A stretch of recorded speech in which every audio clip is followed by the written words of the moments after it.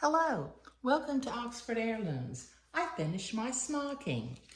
I just want to remind you the smocking plate that I mostly guided myself on is called Annalise and is by Ellen McCarn. Okay, now I have my Swiss edging that will be my collar piece smocked. I chose to not do any flowerettes in it because I've got the embroidery along the edging. I've got my left front piece, and down near the bottom, I put in 3 6-petal flowerettes with some lazy daisy leaves. I think in the last video, I talked about what color smocking floss that I use. Okay, now, before I can do any sewing, if you'll notice on this front piece, I've got an armhole, but I don't have the neck hole cut out. And the blocking guide shows you where to cut that. And we're going to be using the blocking guides to create the pattern pieces today. Okay, I'm going to start with the back.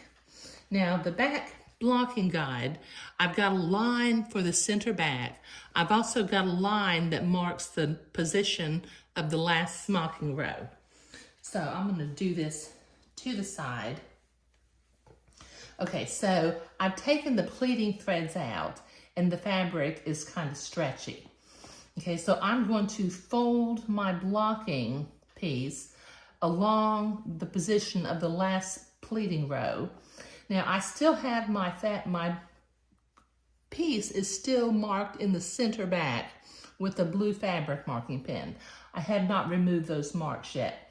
So I'm going to carefully line up the center with the bottom smocking row and the center of the garment, and I'm going to put a pin in there. Now I'm going to follow my blue line up towards the neck, and I've lined up my blue line and the center line on this blocking guide, and I'm going to put another pin at the center top. Okay, now what I need to do, I'll block this with an iron in just a little bit, but I like to stretch it out to where I can line up the sleeve hole, and I'll start pinning it along the sleeve hole.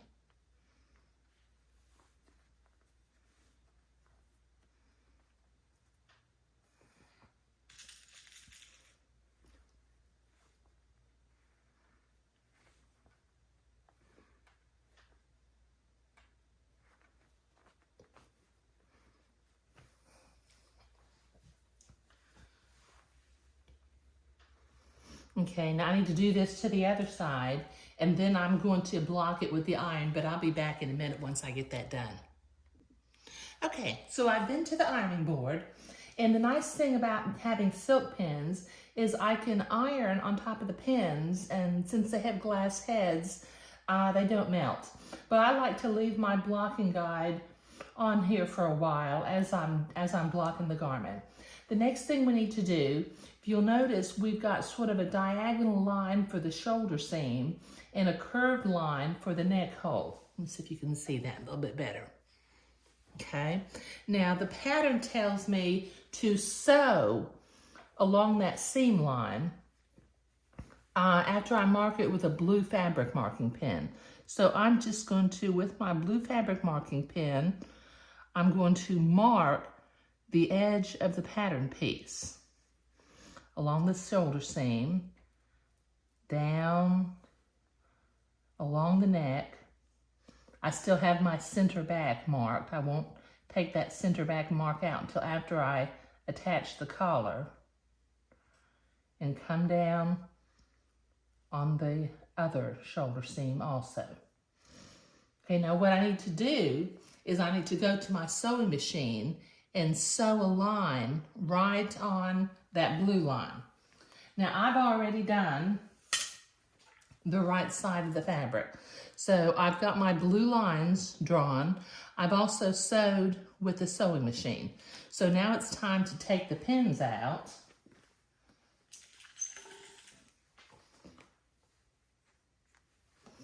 The reason I leave the blocking guide on while I sew is that sometimes the pleats can expand on you as you're sewing. So since this True Grid 1-inch fabric cloth is it's fairly sturdy, I can sew right along the edge of the pattern, which is what I did here.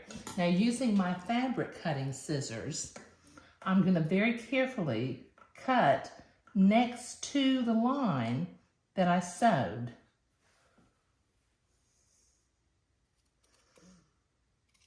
Following the blue line.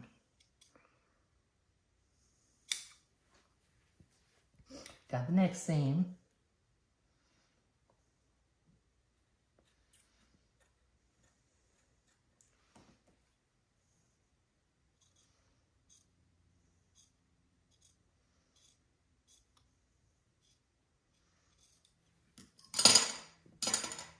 Okay, so I've got the left side blocked, cut out, and I'm ready to start on the shoulder seam.